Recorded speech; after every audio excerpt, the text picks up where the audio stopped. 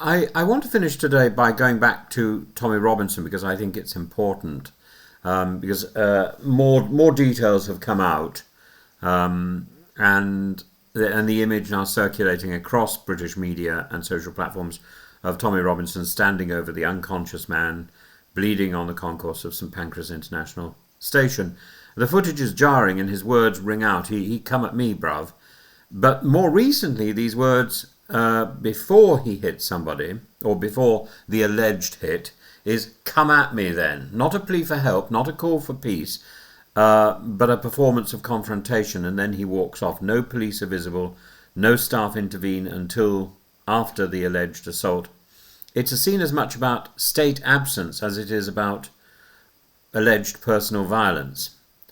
And that, I think, is the important takeaway here. Now, the come at me then is a testimony from an eyewitness, which has been published in, I think, the Mail and one other newspaper, I forget which one. But according to the British Transport Police, a man was taken to hospital with serious, though not life-threatening injuries, their words, followed by a reported assault just after 8:40 on the 28th of July. The suspect, Robinson, was filmed at the scene and then caught on CCTV boarding a flight abroad in the early hours of the following morning, and his supporters claimed he had work obligations. Well, we've heard similar sort of things from other people. Critics say he fled. Both may be true.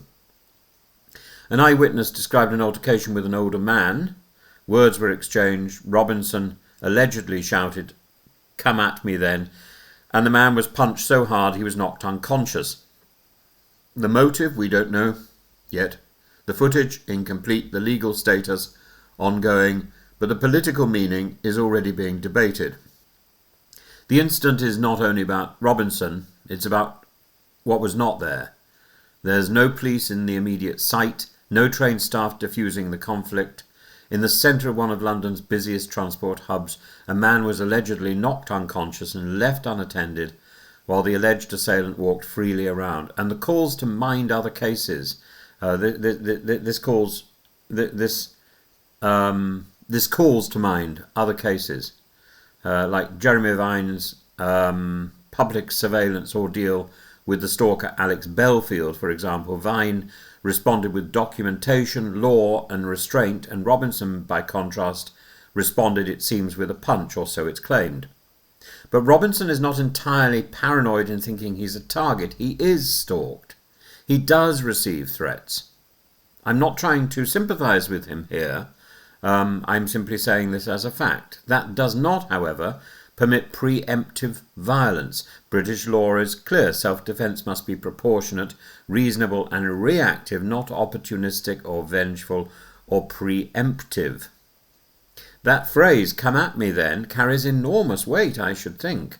It's not the language of de-escalation, it's the language of an incitement of provocation. Now, I was told last night that there was a fellow who gave an interview yesterday, and he talked about what Tommy Robinson had told him of the event.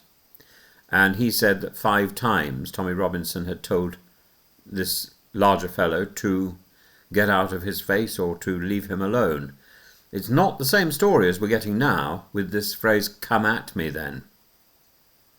And if proven to precede the blow, it may well strip Robinson of any claim to lawful self-defence. Self-defence is a shield, not a sword. It's not valid if you initiate the violence or bait your opponent. And here lies the moral distinction, not just between defence and aggression, but between protection and performance.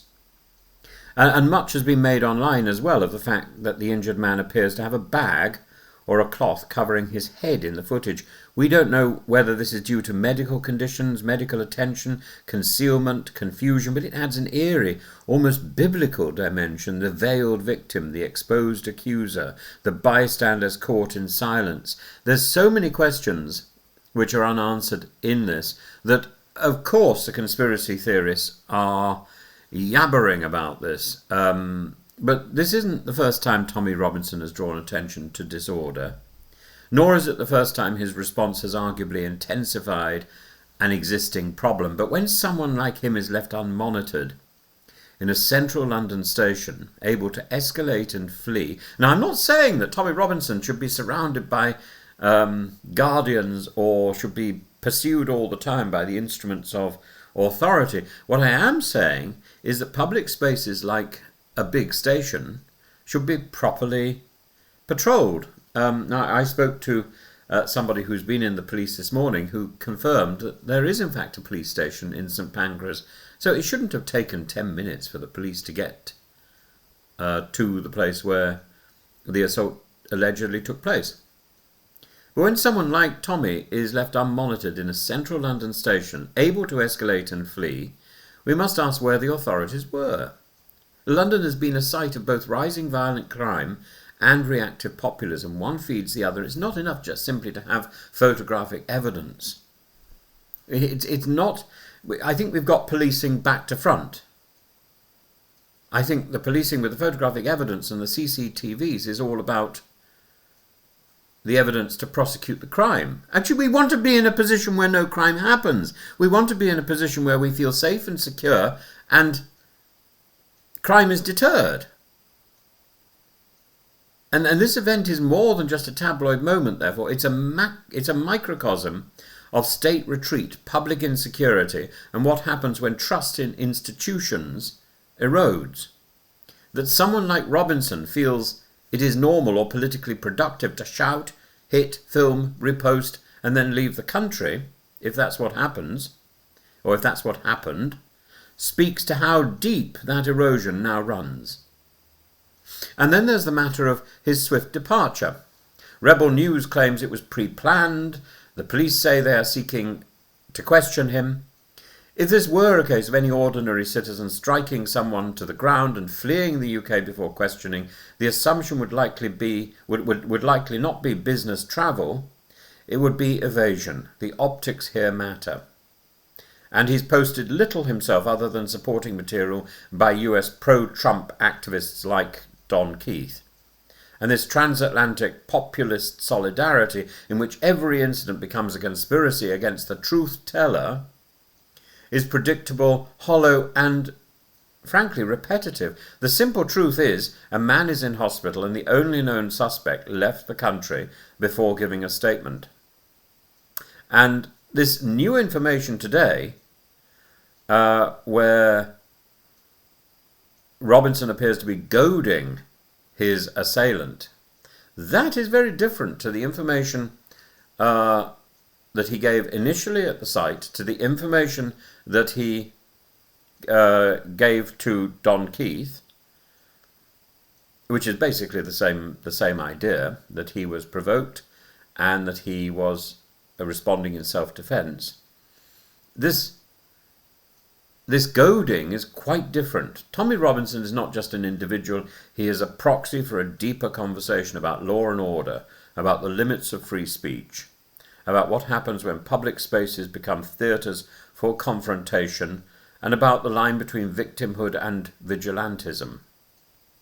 And the story isn't over. The footage is partial, the facts remain to be tested, but for now, one man is injured, one man is abroad, and the police, like the public, are playing catch-up. But these wider questions go beyond any criminal activity. They go to the heart of, are we safe in public spaces? Are we safe? And is this CCTV culture, where the police are absent and take at least 10 minutes to arrive at a crime scene, or at an alleged crime scene, the point is, 10 minutes is what the Met considers to be reasonable. But in 10 minutes, a lot can happen. 10 minutes seems to me to be too long to diffuse a serious problem.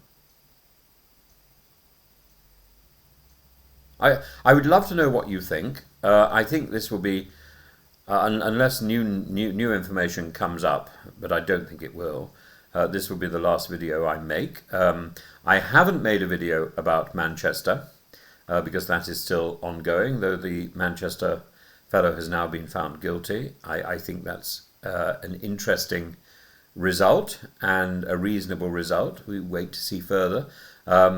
But I think it's also very important here to make it clear that an assumption of innocence needs to be established. But Tommy Robinson carries with him a baggage of reputation and of past crimes and a history of imprisonment.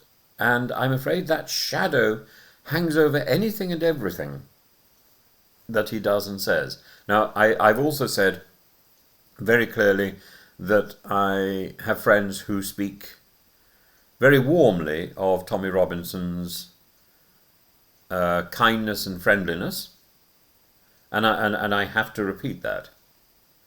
And